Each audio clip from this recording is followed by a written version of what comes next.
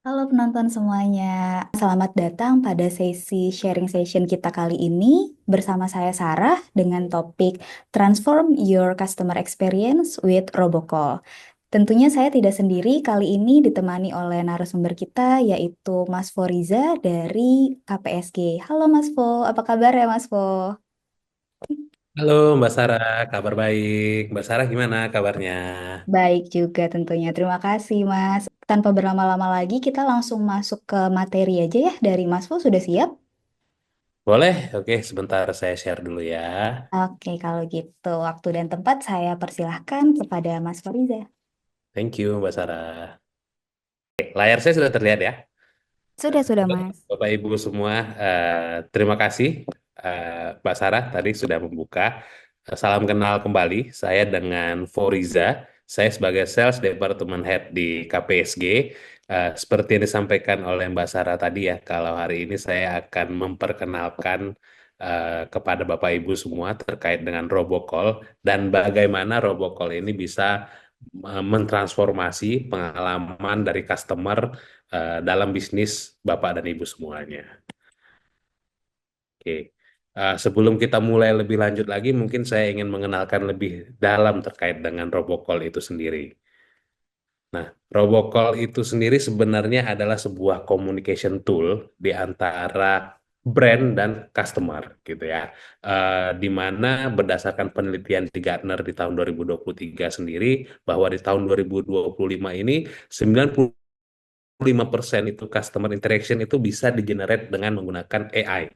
Nah, dan robocalls lah yang menjadi salah satu tools utama pemain dalam melakukan komunikasi ini kepada customer. Nah, di mana sebelumnya perbedaan teknologi robocall dulu dan sekarang adalah kalau dulu robocall itu biasanya memang satu arah, sekarang robocall ini sudah dibangun menjadi dua arah. Dalam landscape hari ini sendiri, kalau kita bisa melihat bersama gitu ya, eh, dari 79% strategi perusahaan itu mengatakan bahwa teknologi seperti AI, automation itu akan memegang peranan kunci. Dan di 2026 sendiri diprediksi gitu ya, untuk robocall market itu akan mencapai sekitar 2,1 miliar dolar, yang mana pertumbuhannya itu dari tahun 2021 hingga 2026 itu bertumbuh sekitar 24%. Nah, lalu juga robocall ini juga uh, diperkirakan gitu ya, atau di estimate itu bisa mengurangi biaya customer service itu bisa mencapai 30%. Dan juga 68% dari customer yang berinteraksi dengan robocall itu menyatakan bahwa mereka cukup puas.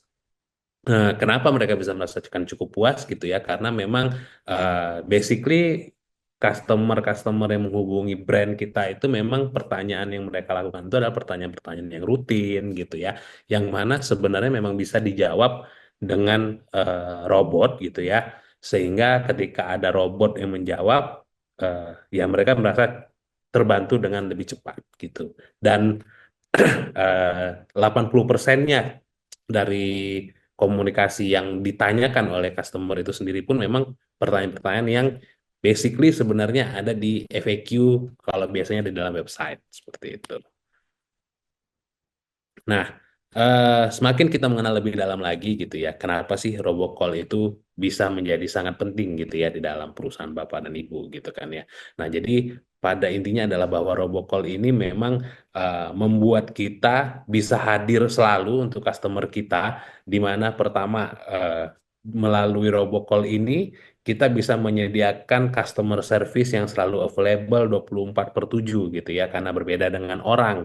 Kalau orang itu kita tahu ya bisa ada errornya gitu ya, bisa ada mood swingnya gitu. Kemudian orang juga ada lelahnya untuk bekerja. Berbeda dengan robot gitu ya, yang memang mereka tidak ada perasaan dalam tanda kutip gitu ya, sehingga memang mereka bisa kita minta untuk bekerja secara terus-menerus dan secara konsisten. Nah, itu yang paling utama gitu ya, sehingga dari situ pun teknologi sekarang semakin lama semakin maju, cost pun semakin lama semakin murah gitu ya, sehingga biaya-biaya overhead yang biasanya digunakan atau dikeluarkan untuk orang itu bisa lebih murah lagi untuk kita kejar. Dan nggak kalah pentingnya lagi terkait dengan scalability itu sendiri gitu ya, berbeda dengan human agent yang basically satu human itu biasanya akan menghandle satu orang gitu ya, satu agent itu akan menghandle satu satu nasabah. Nah, berbeda dengan apa robocall gitu ya, ketika mereka bisa menghandle satu customer, satu kali call gitu ya, bisa menghandle lebih dari 100 mungkin atau bahkan ribuan customer sekaligus seperti itu. Nah, mungkin Bapak Ibu di sini juga sudah menggunakan atau familiar gitu ya dengan yang namanya robo-robo, dalam arti mungkin tentang chatbot gitu ya. Nah, apa sih sebenarnya perbedaan chatbot dan robocall itu sendiri gitu ya? Memang perbedaan yang paling mendasar di antara chatbot dan robocall itu sendiri, yang pertama terkait dengan interaction model yang ada gitu ya. Yang satu memang chatbot itu lebih berkaitan dengan text base-nya gitu ya. Jadi memang komunikasi yang melalui teks, sedangkan robocall itu melalui suara. Nah, ketika ini terjadi gitu ya, interaction model yang terjadi, itu membuat user experience yang berbeda. Kenapa? Karena ya kita tahu chatbot, karena dia harus dalam bentuk teks, maka ada waktu yang dibutuhkan untuk mengetik gitu ya, ada waktu yang dibutuhkan untuk membaca, dan berbeda dengan robot gitu ya, karena dia melalui suara, sehingga eh, dia lebih natural gitu ya, ketika kita ngobrol gitu ya, tidak perlu ada waktu untuk membaca lagi, jadi kita bisa langsung mendengar, kita langsung bertanya, kita langsung mendapatkan respon yang kita inginkan, seperti itu kurang lebihnya. Oke. Nah, berbicara lebih lanjut lagi terkait dengan solusi apa sih yang disediakan oleh KPSG sendiri terkait dengan robocall ini. Kita sudah mendengar di awal tadi bahwa memang robocall ini menjadi satu solusi yang memang sangat dicari dan sangat penting gitu ya untuk digunakan oleh bisnis.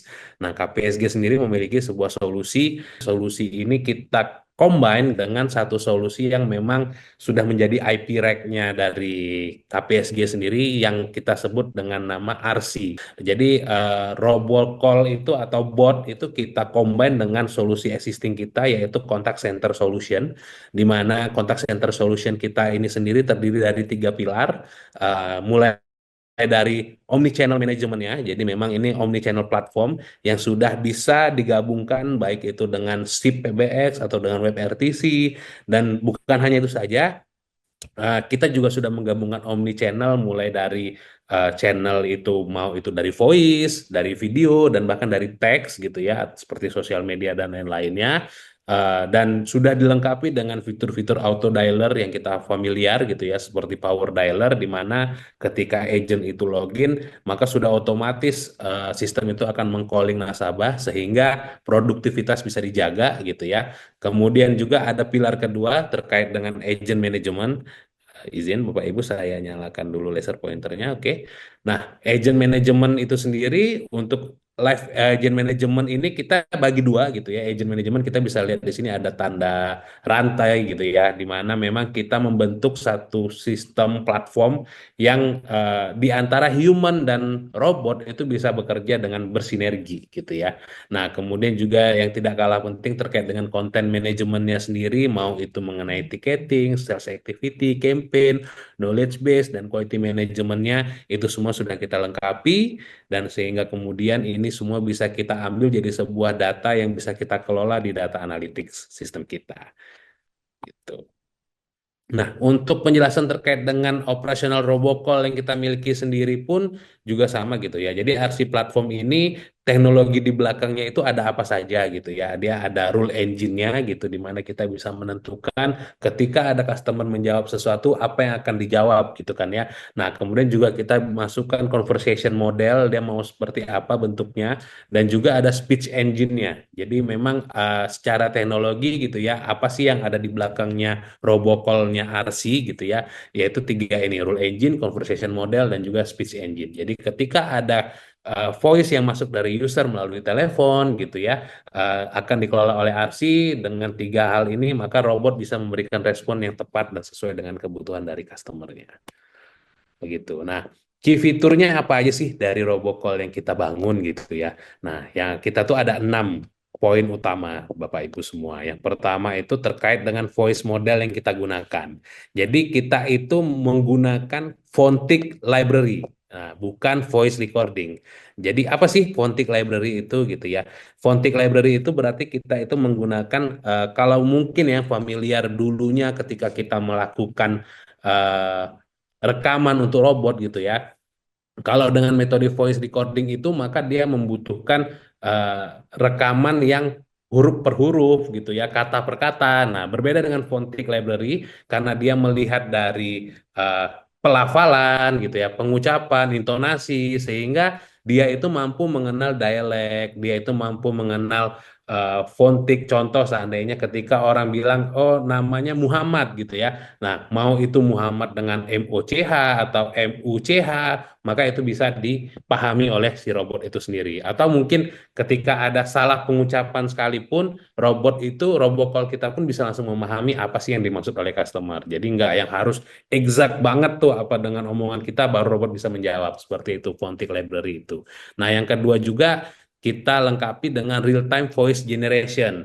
Nah, ini ketika Bapak Ibu punya data yang banyak, tentunya kita berharap robot ini bisa kita jadikan seperti agent orang gitu ya, yang mana bisa berbicara dengan customer lebih ke personal gitu ya. Dalam arti ketika dia berbicara dengan customer A, dia bisa tahu gitu ya eh, nomor kartu kreditnya mungkin atau nomor preminya gitu ya, tagihannya gitu, dan itu semua bisa kita masukkan ke dalam sistem kita gitu ya, sehingga nanti si robot ini secara otomatis akan membaca data itu tanpa harus direkam kembali. Jadi memang kita hanya masukin datanya aja, nanti robot itu secara otomatis akan membaca data yang kita masukin gitu ya. Nah, kemudian juga kita ada voice script composer. Nah, di sini kita mempermudah customer kita dalam melakukan penambahan atau perubahan script gitu ya. Jadi Bapak Ibu ketika mencoba membuat sebuah script, Bapak Ibu tuh bisa dengerin dulu nih seperti apa sih contoh suaranya, enak nggak sih suaranya didengar, bagus nggak sih. Nah, itu kita bikin dalam bentuk user friendly sehingga memang bisa kita gunakan dengan mudah gitu ya dan kita pahami dengan cepat seperti itu. Nah, lalu juga yang nggak kalah pentingnya gitu ya, kita sudah mendukung untuk multi persona support di mana robot kita ini bisa tidak hanya bisa digunakan untuk satu suara gitu ya, kita juga bisa bikin personanya berbeda-beda. Let's say mungkin kalau Bapak Ibu mau, oh saya mau ada pelanggan cewek yang dihubungi dengan cowok mungkin gitu ya, atau pelanggan cowok yang dihubungi dengan suara agent yang cewek gitu. Nah, itu bisa kita sesuaikan gitu ya. Nah, lalu juga ini ya yang namanya robot gitu ya, tentunya yang paling penting itu adalah fast dalam merespon gitu ya. Jadi ketika customer ngomong, dia nggak ada waktu tunggu lagi untuk memahami apa sih sebenarnya yang ditanya, terus cari dulu jawabannya ke belakang. Nah, jadi itu yang paling penting gitu ya, sehingga ketika bertanya ya seperti orang gitu ya. Tapi memang ada tentunya tetap tetap ada titik gitu ya, di mana seperti manusia pun ketika ditanya butuh waktu juga untuk membaca gitu kan ya. Nah, ini juga kurang lebih sama, tapi yang dipastikan adalah apapun yang dia baca itu adalah sesuatu yang memang lancar, bukan sesuatu yang membuat dia jadi terbata-bata gitu. Nah, kemudian juga kita lengkapi sebuah training modul di dalam RC dashboard kita gitu ya, di dalam robocall kita, sehingga ketika ada eh, apa knowledge baru gitu ya, atau ada script baru, ada produk baru gitu ya, kita bisa dengan mudah mengajarkan robot kita. Begitu. Nah, kembali lagi seperti yang saya ucapkan di awal gitu ya, pada akhirnya memang robocall ini kita tahu gitu ya, namanya bisnis pasti dua tuh kuncinya gitu kan ya, gimana caranya ningkatin profit, nekan cost gitu kan ya. Nah, tentunya dengan penggunaan robocall ini juga adalah salah satu cara gitu ya dalam melakukan cost optimization gitu ya. Nah, gimana sih caranya gitu ya? Pertama, ini sistemnya udah user friendly gitu ya, sehingga cepat untuk adaptasi, cepat untuk digunakan gitu kan ya. Lalu juga sudah dalam bentuk cloud based sehingga tidak membutuhkan eh, IT infra yang besar gitu ya, seperti zaman dulu yang harus beli server dan lain-lain gitu. Kemudian juga karena kita menawarkan dalam bentuk SaaS model gitu ya, sehingga bila suatu waktu dibutuhkan scalability yang lebih besar atau lebih kecil itu bisa disesuaikan dengan mudah gitu kan ya. Nah, kemudian juga ini juga mudah untuk diintegrasikan dengan sistem yang dimiliki Bapak Ibu di belakang seperti itu. Nah, eh, menjelaskan lagi terkait dengan benefits yang ada di RC gitu ya. Nah, pertama, benefitnya itu adalah kita bisa mendapatkan robot yang memiliki natural bot engagement gitu ya. Jadi sehingga user itu tidak merasa atau nasabah itu tidak merasa sedang berbicara dengan robot gitu. Kenapa itu bisa terjadi? Karena tadi kita sudah lengkapi dengan suara fonetiknya yang bagus gitu ya. Terus kita sudah lengkapi dengan knowledge yang bagus gitu. Sehingga memang uh, user experience yang dialami oleh nasabah itu memang seperti berbicara dengan human agent gitu kan ya. Nah, kemudian juga quick dan relevant response gitu ya. Nah, berbeda dengan orang mungkin ketika berbicara terlalu banyak gitu ya atau terlalu panjang satu titik mungkin akan berlibet gitu ya mulutnya. Nah, kalau robot lebih mudah kita atur sehingga kemungkinan untuk error dalam pengucapan itu sangat minim gitu. Nah, kemudian juga sudah disampaikan tadi di awal gitu ya terkait dengan operational efisiensi. Simple contohnya gimana gitu ya. Nah, paling mudah mungkin ketika kita ngomongin terkait dengan human agent gitu kan ya. Human agent ini let's say Bapak Ibu mau ada campaign gitu ya untuk 1 juta nasabah. Bapak Ibu mau nge-call 1 juta nasabah dalam 1 bulan. Nah, artinya kalau seandainya nih satu agent perlu nelpon 100 orang, berarti Bapak Ibu tuh butuh kurang lebih berapa tuh? 100 apa 1000 gitu kan ya. Nah, yang mana berarti Bapak Ibu harus nyiapin device-nya, Bapak Ibu harus nyiapin tempatnya, dan ya mungkin gitu ya, belum tentu ada juga orang segitu banyak yang mau kerja hanya dalam waktu 1 bulan gitu kan ya. Pasti mereka pengennya kerja dalam jangka waktu yang lama. Nah, berbeda dengan kembali lagi berbeda dengan robocall gitu ya, dengan robot yang ketika Ibu butuh cepat, butuh dalam waktu singkat, ya tinggal dinaikin aja untuk kapasitasnya, maka bisa langsung dilakukan pekerjaan yang dibutuhkan gitu. Nah, kemudian juga pada akhirnya juga kita tentunya apapun dilakukan itu akan dilakukan monitoring dan analisis yang dibutuhkan. Nah, eh mungkin itu sekilas tentang robocall yang bisa saya sampaikan. Nah, terus mungkin pertanyaannya, jadi robocall ini biasa penggunaannya untuk apa sih Bapak Ibu gitu kan ya? Nah, robocall itu sendiri yang lazim digunakan atau yang selama ini digunakan oleh customer KPSG sendiri gitu ya. Pertama, memang kita eh, mungkin perlu saya jelaskan dulu gitu ya. KPSG ini customer base-nya memang lebih banyak di banking, financial service dan industri gitu ya, termasuk insurance gitu, multi finance ya. Nah, jadi memang beberapa reminder yang dilakukan ini kembali lagi robocall itu memang sesuatu yang rutin dilakukan dan memang menjadi sebuah pekerjaan yang eh, menguras waktu, menguras tenaga gitu kan ya. Seperti apa contohnya? Payment policy reminder gitu ya. Mengingatkan pembayaran polis itu sebenarnya itu pekerjaan yang quote unquote gitu ya harus dilakukan gitu ya tapi memang bukan sesuatu yang berat gitu. Nah, yang kayak gini nih bisa dilakukan sebenarnya tanpa harus dilakukan orang gitu ya. Kenapa? Karena kita tinggal mengingatkan pembayaran gitu ya, kemudian kita kalau memang orang tersebut ada keluhan atau ada keberatan, robot bisa menangkap juga kok kenapa kok nggak apakah bisa dibayarkan, oh lagi nggak bisa, lagi tidak ada duit, oh kenapa, boleh ceritakan alasannya. Nah, itu semua bisa ditangkap oleh robot gitu ya. Tidak dibutuhkan orang dengan skill khusus untuk bisa melakukan itu. Nah, sama juga dengan customer satisfaction survey, lalu juga policy retention gitu ya, ketika ada customer yang sudah lapse, itu juga bisa kita coba convince lagi. Nah, karena supaya apa, supaya human agent yang available gitu ya bisa digunakan untuk melakukan pendekatan-pendekatan kepada customer-customer lain yang lebih membutuhkan human touch gitu kan ya. Seperti ya penjualan-penjualan yang memang lebih lebih mengena, lebih gede nilainya gitu kan ya dibandingkan pekerjaan-pekerjaan lain yang mungkin gitu ya impact-nya tidak sebesar jika dilakukan satu persatu gitu ya. Nah, seperti customer onboarding juga sama, kemudian verification dan juga telemarketing seperti itu. Nah, ini saya berikan contoh gitu ya. Payment policy reminder yang ada seperti apa sih suaranya? Selamat siang, perkenalkan saya Via dari KPSG Assurance. Menghubungi Bapak Budi berkenaan dengan jatuh tempo premi polisi Bapak yang akan jatuh tempo. Boleh kami minta waktu Bapak beberapa menit saja? Nah, seperti itu gambarannya. Jadi, Ya, eh, silakan. Terima kasih atas kesediaan waktunya, Pak. Sebagai informasi untuk meningkatkan kualitas layanan, maka percakapan ini akan direkam. Boleh kami lanjutkan? Ya, silakan. nah, jadi kita bisa memasukkan parameter gitu ya untuk menyebutkan nama, untuk menyebutkan polis asuransi, nomor, tanggal, jatuh tempo, itu semua bisa kita lakukan. Nah, yang kedua terkait dengan police retention gitu ya. Sebagai contoh seperti Selamat apa? siang, perkenalkan saya Via dari KPSG Assurance. Menghubungi Bapak Budi berkenaan dengan status polis tidak aktif terkait polis asuransi yang Bapak miliki. Boleh kami minta waktu Bapak beberapa menit saja? Ya, silakan. Terima kasih atas kesediaan waktunya, Pak.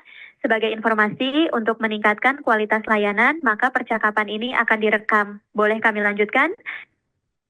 Ya, silakan.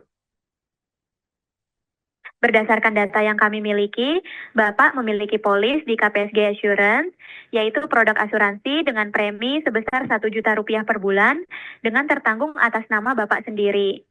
Status polis Bapak sudah tidak aktif lagi sejak tanggal 15 Februari 2024. Apakah Bapak bersedia melakukan pembayaran premi tertunggak untuk pengaktifan polis kembali? Saya belum punya uang untuk membayarnya.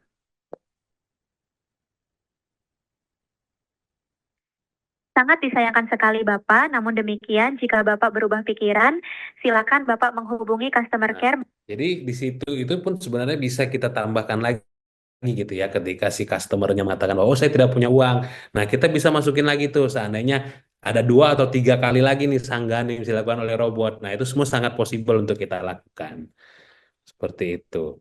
Nah, mungkin itu yang bisa saya sampaikan sejauh ini. Eh, Terima kasih Bapak Ibu semua. Mungkin saya lempar kembali ke Ibu Sarah. Oke, luar biasa sekali. Terima kasih banyak Mas Fo untuk sharing sessionnya kali ini. Berarti banyak banget ya Mas manfaatnya yang didapatkan oleh perusahaan ketika mengimplementasikan Robocall ini.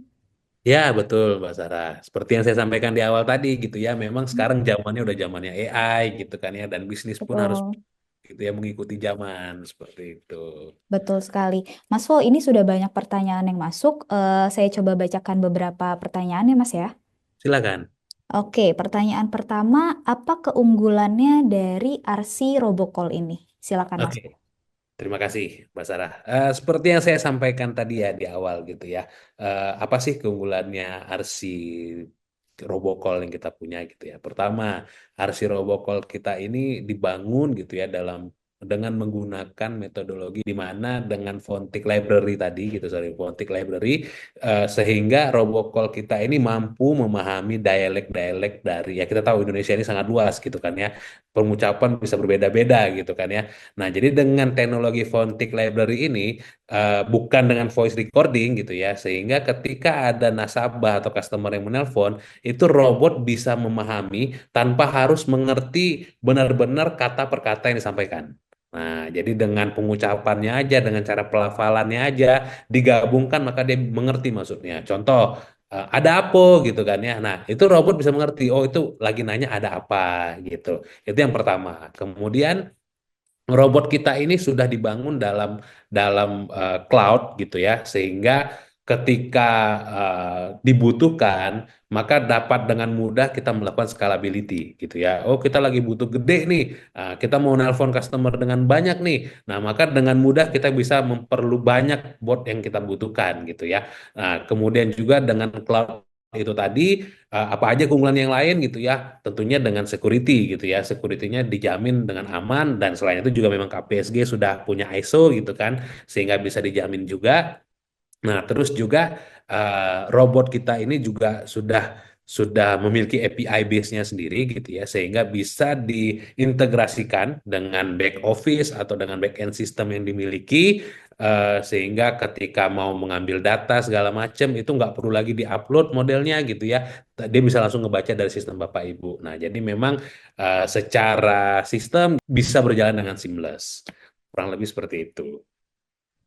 Oke, berarti robotnya ini bisa memahami aksen ya, Mas, bahkan.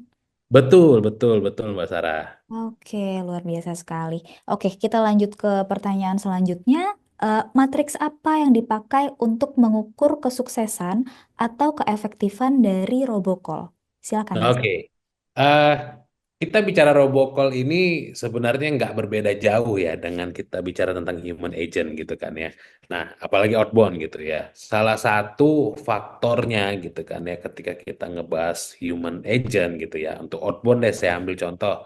Eh, paling utama adalah kita ngomongin tentang productivity rate gitu kan ya. Productivity rate itu salah satu alat ukurnya adalah seberapa banyak call yang bisa dia lakukan dalam waktu satu hari kan seperti itu ya. Cuman kan eh, sangat disayangkan gitu ya, namanya manusia saat ini hanya bisa berbicara kepada satu orang aja nih. Jarang ada manusia yang bisa bicara ke 5 orang sekaligus gitu kan ya. Saat ini rata-rata orang cuma bisa ngomong satu orang satu lawan satu lah gitu kita bilang. Nah, jadi ketika si agent human gitu ya nelpon nasabah, biasanya mereka hanya mampu melayani satu nasabah. Berbeda dengan robocall gitu ya, di mana ketika mereka menghubungi customer, itu bisa mereka menghubungi sekitar 10 atau mungkin bahkan ratusan nasabah sekaligus. Nah, sehingga ketika kita berbicara tentang keefektifan, biasanya yang paling utama adalah tentang bagaimana mudahnya gitu ya, si robot ini bisa touch customer kita yang segitu banyaknya dalam waktu sesingkat-singkatnya. Seperti itu gambarannya. Oke, menarik sekali. Kita lanjut ke pertanyaan terakhir ya, Mas. Apakah robocall ini bisa digunakan untuk outbound dan inbound? Silakan, Mas.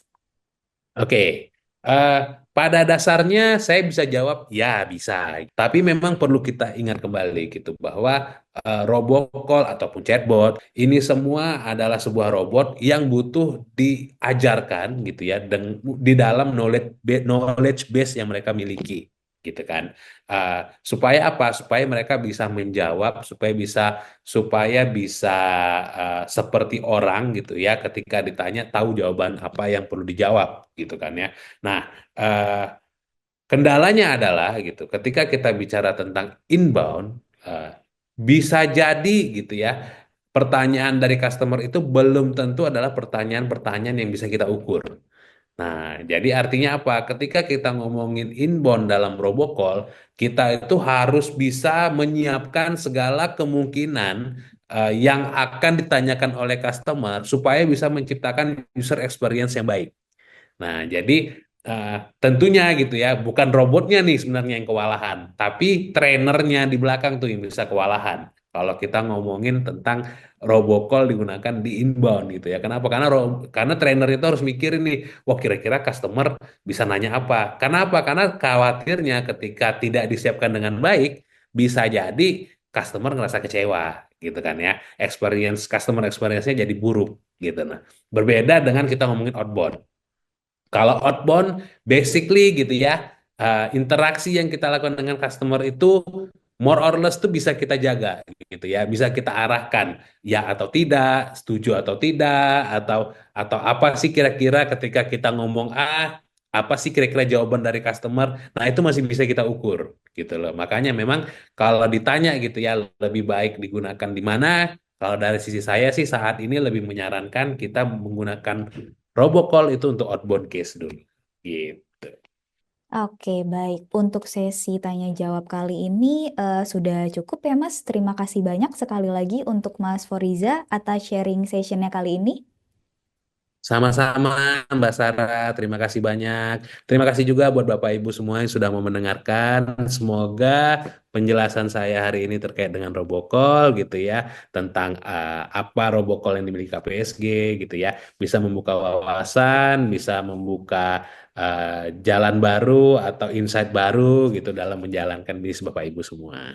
Betul sekali. Tidak lupa juga bagi Bapak Ibu yang masih memiliki pertanyaan lebih lanjut, mengenai RC Robocall dari KPSG atau fitur-fitur dan sistem dari KPSG lainnya dapat mengunjungi website www.kpsg.com. Bapak Ibu juga bisa follow akun Instagram, LinkedIn, dan YouTube kami untuk informasi seputar sharing session selanjutnya. Akhir kata, saya Sarah, pamit undur diri dan sampai bertemu di sharing session selanjutnya. Terima kasih. Terima kasih.